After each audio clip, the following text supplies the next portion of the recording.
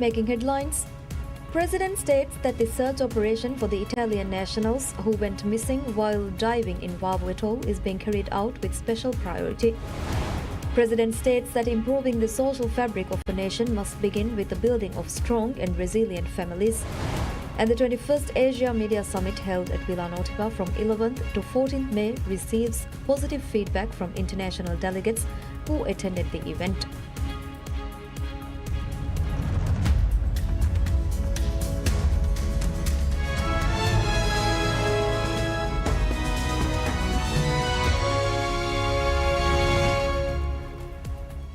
Bismillahirrahmanirrahim. Assalamu alaikum. Hello and welcome to PSM News in English with me, Mariam Shaushat. President Dr. Mohamed Muizzu states that the search operation for the Italian nationals who went missing while diving in Vavo Atoll is being carried out with special priority.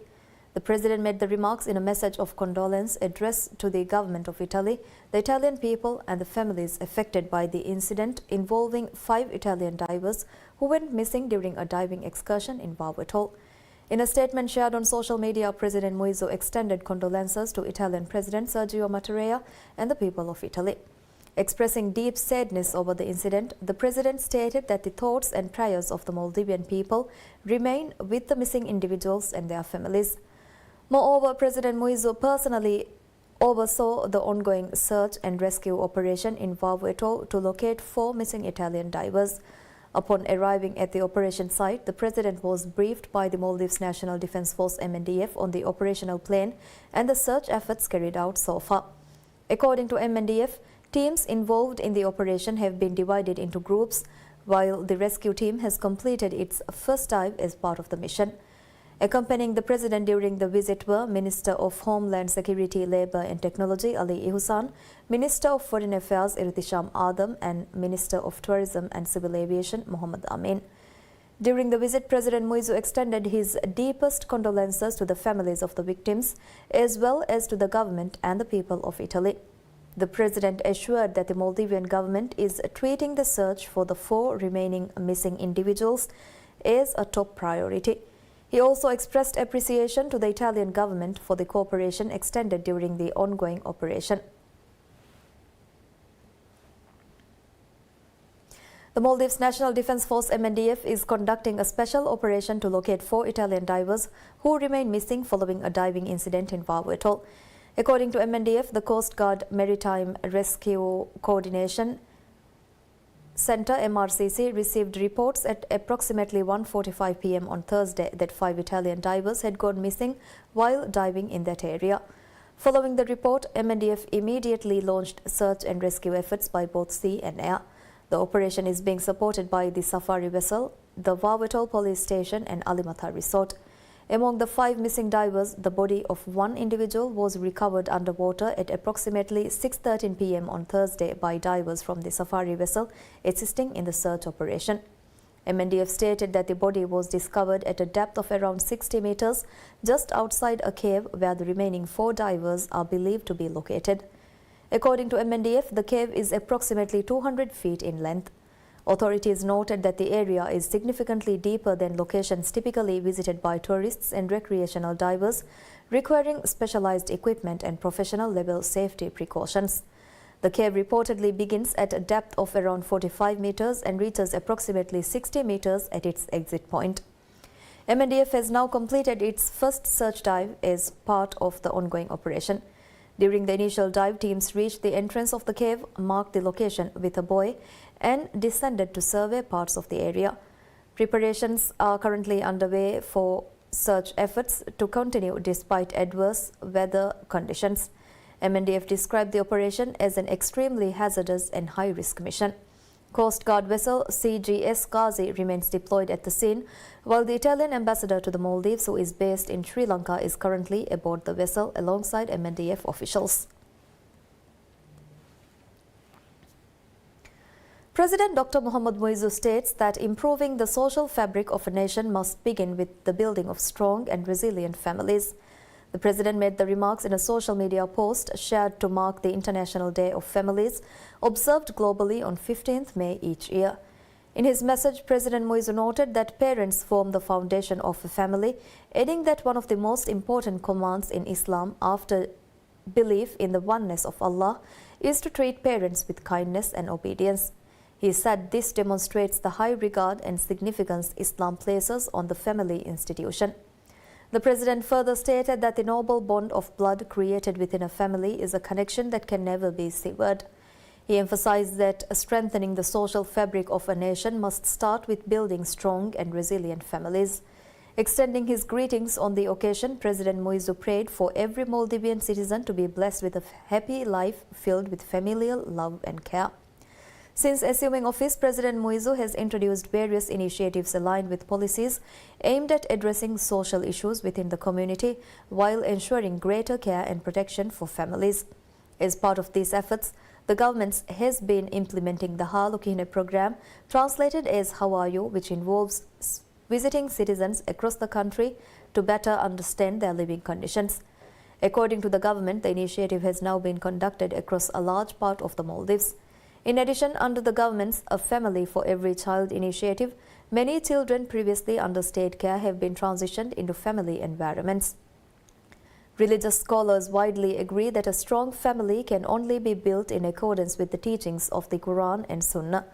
Since parents represent the most fundamental element of a family, the family unit remains the most vital institution in building human society. It is also globally recognized that when families are built on strong foundations and their bonds are maintained positively, relationships between individuals within society become stronger and more cohesive. The International Day of Families is observed annually on 15th May to highlight the importance of family love and care, while also emphasizing the need to preserve and strengthen family bonds. First Lady Sajida Mohammed states that strengthening support systems is essential to ensure the well-being of those caring for parents and family members. She made the remarks in a social media post shared on the occasion of the International Day of Families, observed globally on 15th May each year.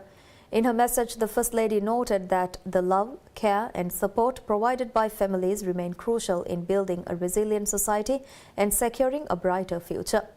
She highlighted that families today are facing new social and economic challenges, stressing the importance of strengthening systems that provide assistance and support to those caring for parents, children and other family members.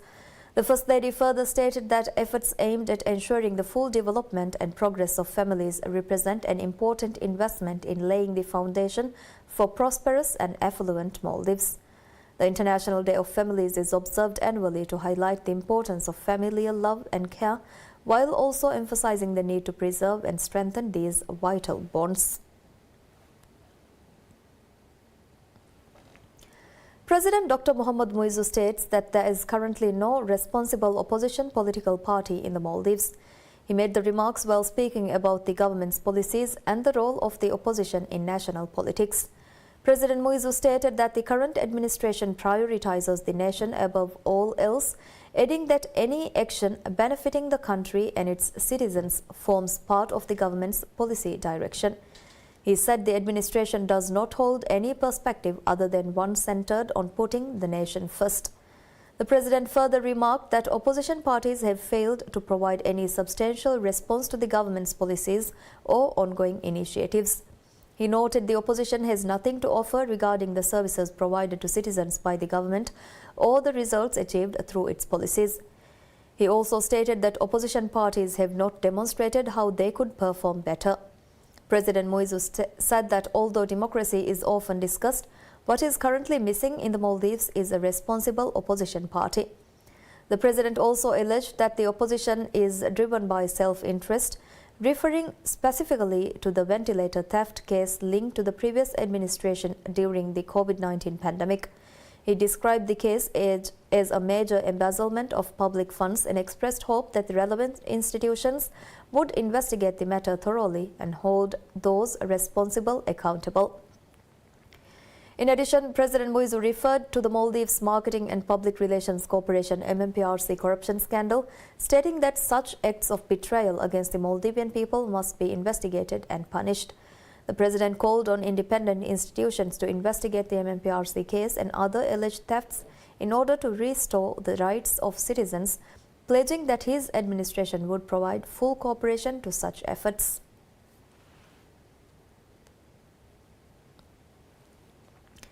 Chief spokesperson at the President's office, Mohammad Hussain Sharif, states that one of the government's greatest achievements to date is stabilizing the country's financial situation. The remarks were made during the Press with the Spokes series of press conferences. Speaking at the briefing, the chief spokesperson said the President, Dr. Mohammad Muizzu, also considers the management of the substantial debt inherited from previous administrations alongside the establishment of economic stability as one of the government's most significant accomplishments. He noted that strategic policies are currently being implemented to ensure development projects continue while preventing further increases in national debt. Highlighting efforts in the foreign policy sector, spokesperson stated that negotiations held with creditor nations and financial entities, along with their assistance, have helped identify solutions to ongoing financial challenges. These efforts have improved international perceptions of the Maldives among global financial institutions, while also strengthening confidence that the country's credit rating will improve in the future. Chief spokesperson further revealed that the government repaid $974 million in debt within the past 40 days alone. He detailed that the repayments included a $524 million sukuk settlement and a $400 million currency swap. The spokesperson also noted that out of the $150 million loan obtained from the Indian government on 3 occasions in 2019, $50 million was repaid last January. He added that another $50 million in installment due this month has also been settled, while work is underway to repay the remaining $50 million due in September. Concluding the briefing, the chief spokesperson noted that the government will reach the midpoint of its 5-year term this coming Sunday, adding that achievements have been secured not only in the financial sector but across multiple areas. He added that the government's future goal is to introduce necessary reforms to the administrative system in order to fulfill pledges made to the public and further accelerate the pace of work. The first group of Maldivian pilgrims travelling to Saudi Arabia to perform the Hajj pilgrimage this year departs today. A total of 235 pilgrims travelled on the first flight operated by Saudi Arabian Airlines. The Maldives this year also received its official Hajj quota of 1,000 pilgrims. To facilitate travel arrangements, 4 flights have been scheduled, including 2 operated by Saudi Arabian Airlines and 2 by Maldivian. Following today's departure, additional groups of pilgrims are set to leave on 17th, 18th and 19th May. On 17th May, 252 pilgrims will depart on a Maldivian flight. A further 250 pilgrims are scheduled to travel on a Saudi Arabian Airlines flight on 18th May, while the final group of 252 pilgrims will depart on a Maldivian flight on 19th May. As in previous years, the Maldives Hajj Corporation has overseen luggage collection and early check-in procedures ahead of the departure dates. Special bus services have also been arranged for pilgrims travelling to the airport. According to the arrangements, buses will transport pilgrims to Welana International Airport 5 hours before their scheduled departure times. Maldivian pilgrims will also continue to benefit from the Makkah Route initiative, which allows them to complete immigration procedures before departure and avoid lengthy waiting times upon arrival to Jeddah Airport, enabling direct transfer to their hotels. Authorities have also introduced several improvements to facilities and services provided for Maldivian pilgrims during Hajj. The most physically challenging part of the pilgrimage takes place during the days spent in Mina. In response, the government relocated the area designated for Maldivian pilgrims in Mina last year and upgraded the service category. This year, the number of restrooms allocated for Maldivian pilgrims has also been increased. A newly constructed restroom building has brought the total number of toilets available to more than 60, with separate facilities designated for men and women. Catering arrangements in Mina have also been expanded, with additional kitchen facilities and resources introduced to improve meal services compared to previous years. The Maldivian tent area in Mina is located along one of the main roads, allowing easier transportation access and a more convenient route for pilgrims performing the symbolic stoning ritual at Jamarat. Additional arrangements have also been made for the stay in Arafat. In response to requests made by Maldivian pilgrims in previous years, the designated tent area in Arafat has been fenced to ensure it remains a private area exclusively for Maldivian pilgrims. Beyond the arrangements for the Hajj rituals, authorities have confirmed that all hotel accommodation, catering services and medical care facilities required during the pilgrims' stay in Saudi Arabia have been finalized.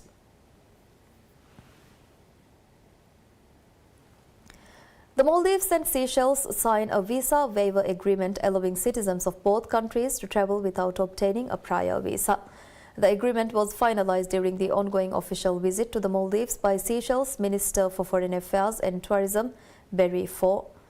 Speaking on the agreement, Maldives Minister of Foreign Affairs Dr. Irtisham Adam stated that it was a pleasure to begin implementing the visa-free travel arrangement from 15th May. Under the agreement, citizens of both countries will be permitted to travel and stay for up to 30 days without a visa. Ministry of Foreign Affairs described the commencement of the agreement during Minister Barry Faw's first official visit to the Maldives as an important step towards further strengthening bilateral relations between the two countries. The ministry also stated that the agreement reflects the close friendship and shared cooperation by the Maldives and Seychelles as small island developing states SIDS. Foreign Minister Irtisham expressed hope that the agreement would strengthen people-to-people connections between the two nations, revitalize tourism and related investment opportunities, and encourage citizens of both countries to experience each other's natural beauty and marine environments. The Maldives and Seychelles officially established diplomatic relations on 1 July 1980. This year marks the 46th anniversary of diplomatic ties between the two nations. Minister of Economic Development, Transport and Trade, Mohammed Said says government has acknowledged the operational hurdles faced by the business community in Addu, committing to systematic solutions aimed at revitalizing the southern region's economy. Speaking at the conclusion of the Addu Business Dialogue, Minister Said assured local entrepreneurs that their grievances have been registered and that state-backed interventions are forthcoming. The event, held from 13th to 14th May at Hitadu School, was organized by the Ministry and the Business Centre Corporation BCC, drawing regional business owners and officials to address commercial anxieties. These discussions established a framework for a directive from President Dr. Mohamed Muizzu, which mandates targeted economic incentives between 2027 and 2029. The symposium transitioned from a diagnostic of operational bottlenecks towards strategic problem solving, focusing on the regulatory and financial relief necessary to restore commercial vitality. Minister Said highlighted that the administration is prepared to amend laws to ensure these reforms are realized. Addressing the attendees, he underscored a pledge to provide robust representation for the southern sector. He noted that the state would align these concerns with the vision of the President. The 21st Asia Media Summit, held at Villa Nautica from 11th to 14th May, receives positive feedback from international delegates who attended the event. The 21st Asia Media Summit, held at Villa Nautica from 11th to 14th May, receives positive feedback from international delegation who attended the event. The summit, jointly organized by AIBD and PSM, brought together media professionals, policymakers and broadcasters from across the region to discuss developments in the media industry, emerging technologies and the future of broadcasting. Many delegates who spoke to PSM News said one of the most exciting aspects of the summit was the opportunity to attend a professional international gathering in the Maldives, widely recognized as one of the world's leading tourist destinations. Another participant representing a Singaporean media organization said the experience exceeded expectations. Participants also praised the logistical arrangements of the summit, highlighting the organization and coordination provided throughout the event. Sessions ranged from high-level ministerial discussions on media policy priorities to in-depth conversations on how emerging technologies and AI are transforming newsroom operations and content production. Another recurring theme in discussions among delegates was the capability and professionalism demonstrated by those working in the Maldivian media industry. Participants noted that the successful hosting of such a major international summit by PSM served as an example to broadcasters and media organizations in other countries. The 21st Asia Media Summit ultimately concluded as a highly successful international event, further strengthening the Maldives' profile within the global media community.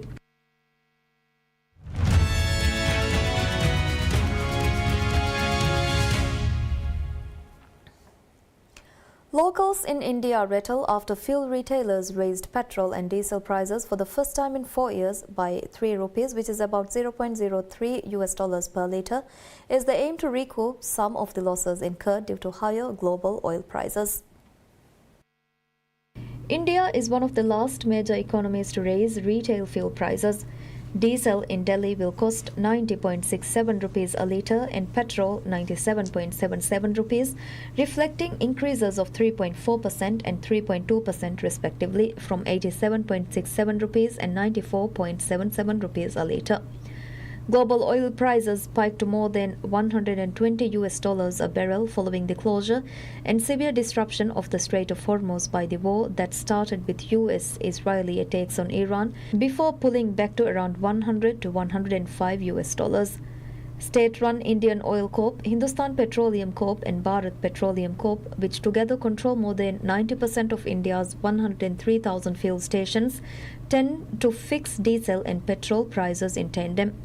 Prime Minister Narendra Modi urged a spate of measures including fuel conservations, work-from-home practices and limits on travel and imports as surging global energy prices put pressure on the country's foreign exchange reserves. Oil Ministry official Sujata Sharma in April said retailers lose about 100 rupees per litre on diesel and about 20 rupees on petrol. In late March, Russia-backed Indian private refiner Nayara Energy had raised pump prices to mitigate some of its revenue losses from retail sales.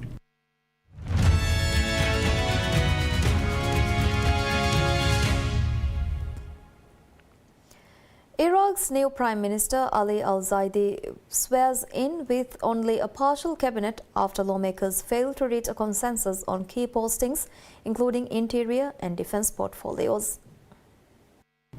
Basim Mohammad was appointed as the country's new oil minister, while Fuad Hussain was kept on as the foreign minister in the new government. Parliament approved 14 ministers in the new government but failed to reach consensus on several remaining posts, including the interior and defense portfolios. The session witnessed heated exchanges among lawmakers after some objected to the approval of the nominee for interior minister. Zaidi, in his 40s, is an Iraqi multimillionaire with interests spanning several sectors, including banking and the supply of Iraq's vast government food basket program that serves millions of people. The new premier will face major challenges, including disarming Iran-backed militias, tackling entrenched corruption, and balancing ties between Washington and Tehran.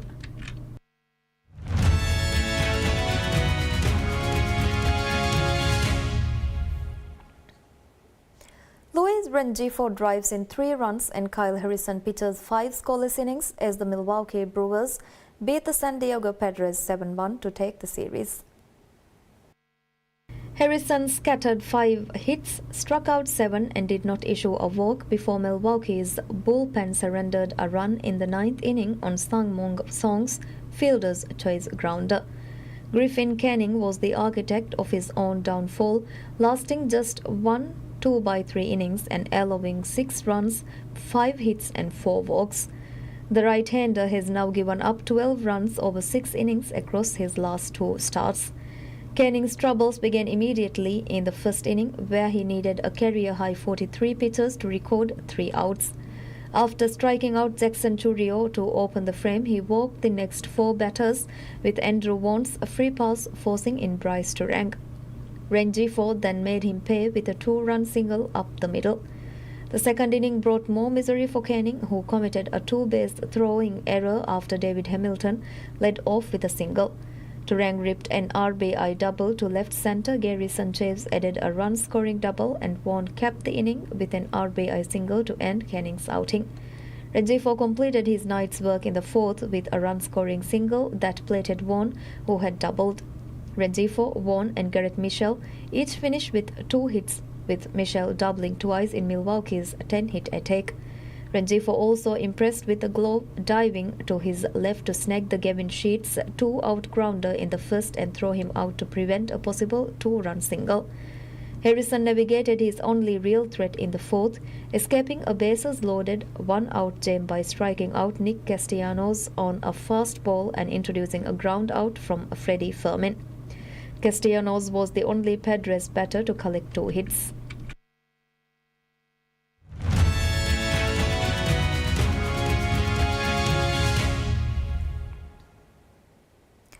In the world of Chinese diplomacy, the sharpest tool is sometimes a chef knife. Chef Luo Chenglin, a veteran of China's state banquet circuit, serves as a food diplomat whose mission is to translate a dinner for visiting dignitaries like US President Donald Trump into something bigger, a palate-friendly display of China's soft power. Luo, 31, the executive chef of the Yangzhou Banquet Restaurant in Beijing, has cooked for diplomatic guests from Japan and Australia. Chefs who were part of the team that worked on the 2017 state dinner China's President Xi Jinping hosted for Trump are among his foreign colleagues. For those state banquets, he says what gets put on a plate allows to showcase China's large country's abundant resources and the finest ingredients this country has to offer. Luo, who began cooking at 17, is a master of Huaiyang cuisine, known for its mild flavors, refined knife work, and seasonal ingredients, has long been a staple of Chinese state banquets. It avoids strong spices and instead emphasizes balance, seasonality, and technique, making it accessible to a wide range of international palates. Since 1949, when the People's Republic of China was established, Huaiyang cuisine has been the go-to for state dinners. For May 14th's dinner, menu planners took a different path, including China's roast duck, China's national dish, and the beef ribs in an apparent nod to Trump's preference for a well-done steak. Luo said the culinary tradition his food carries on is like that architecture. And that's all we have for you right now. Thank you for watching. Stay tuned for more news updates. Have a good day. Goodbye.